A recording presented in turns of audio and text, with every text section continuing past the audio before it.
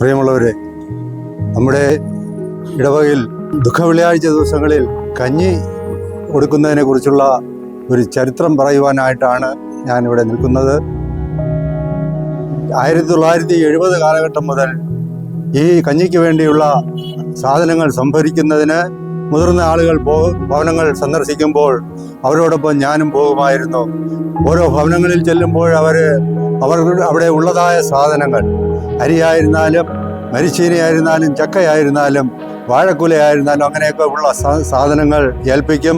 ഇതൊക്കെയും ചുമന്നുകൊണ്ട് പള്ളിയിലെത്തുകയും ഈ പെസഹ വ്യാഴാഴ്ച വൈകുന്നേരമാകുമ്പോൾ ഇടവകയിലെ സ്ത്രീകളും കുട്ടികളുമൊക്കെ കൂടി ഒരുമിച്ച് കൂടി ഇതെല്ലാം അരിഞ്ഞു പറക്കി മാങ്ങയൊക്കെ അച്ചാറിട്ട് ബാക്കി മലക്കറികളെല്ലാം അരിഞ്ഞു വെച്ച് കഞ്ഞി സന്ധ്യയോടുകൂടി കഞ്ഞി റെഡിയാക്കുന്ന പരിപാടി തുടങ്ങും.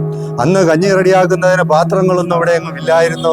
തിരുമല പോയി വാടകയ്ക്കെടുത്ത് കൈവണ്ടിയിൽ തള്ളിക്കൊണ്ടുവരുന്ന കാര്യങ്ങളൊക്കെ ഞാൻ ഓർക്കുകയാണ്.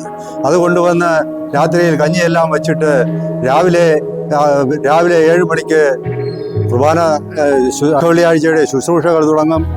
അത് കഴിഞ്ഞ് 1 മണി 2 മണിയോടുകൂടി ശുശ്രൂഷ അവസാനിക്കുമ്പോൾ ഈ കഞ്ഞി കുടിക്കുവാനായി ദേവാലയത്തിൻ്റെ പുറത്ത് തറയിൽ പായോ ഓലമിടഞ്ഞതോ ഒക്കെ ഇട്ട ആളുകൾ ഇരിക്കും.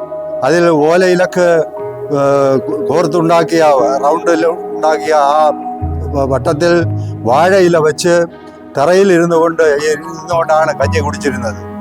ഈ കഞ്ഞിക്കുള്ള സാധനങ്ങൾ വാങ്ങുവാനായിട്ട് ഭവനങ്ങളിൽ പോകുന്ന അത് ഏതാനും നാളുകൾ കഴിഞ്ഞപ്പോൾ, വർഷങ്ങൾ കഴിഞ്ഞപ്പോൾ അത് മാറി ആളുകൾ സന്തോഷത്തോടെ ദേവാലയത്തിൽ കൊണ്ടുവരുവാൻ തുടങ്ങി. അതിനുശേഷം ആളുകൾ പൈസകൾ നൽകുവാൻ തുടങ്ങി. അങ്ങനെ പൈസകളൊക്കെ വന്നു തുടങ്ങിയപ്പോൾ ഇഷ്ടപ്പെട്ട സാധനങ്ങളൊക്കെ വാങ്ങിച്ച് നല്ല രീതിയിൽ കഞ്ഞി റെഡിയാക്കി കൊടുക്കുവാൻ തുടങ്ങി. പ്രിയമുള്ളവരെ, എന്നാൽ ഒരു 10 വർഷത്തിന് മുൻപ് മുതൽ നമ്മുടെ ഇടവകാംഗമായ ശ്രീമാൻ സുകുമാരൻ അദ്ദേഹം തൻ്റെ സ്വന്തം ചിലവിൽ സാധനങ്ങളെല്ലാം മേടിച്ചു കൊണ്ടുവന്ന് കഞ്ഞിയെല്ലാം റെഡിയാക്കി ആളുകൾക്ക് വിതരണം ചെയ്യുന്ന ഒരു സംവിധാനം വർഷങ്ങളായി നിലനിന്നു പോന്നു. പണ്ട് വളരെ ദാരിദ്ര്യം ഉണ്ടായിരുന്ന കാലമായിരുന്നു. പിടിയരിയൊക്കെ ആളുകൾ ഇട്ട് വെച്ചിരുന്നതൊക്കെയാണ് കൊണ്ടുവന്ന് കഞ്ഞി വെച്ചിരുന്നത്. ഇന്ന് സമ്പൽ സമൃദ്ധമായ ജീവിതമാണ് എല്ലാവർക്കും. അതുകൊണ്ട് ഒരു ബുദ്ധിമുട്ടുമില്ല. എല്ലാവരും ഇഷ്ടം പോലെ കാശുകൾ കൊടുത്ത് വളരെ ഭംഗിയായി ആ കാര്യങ്ങൾ നിർവഹിച്ചു വരുന്നു.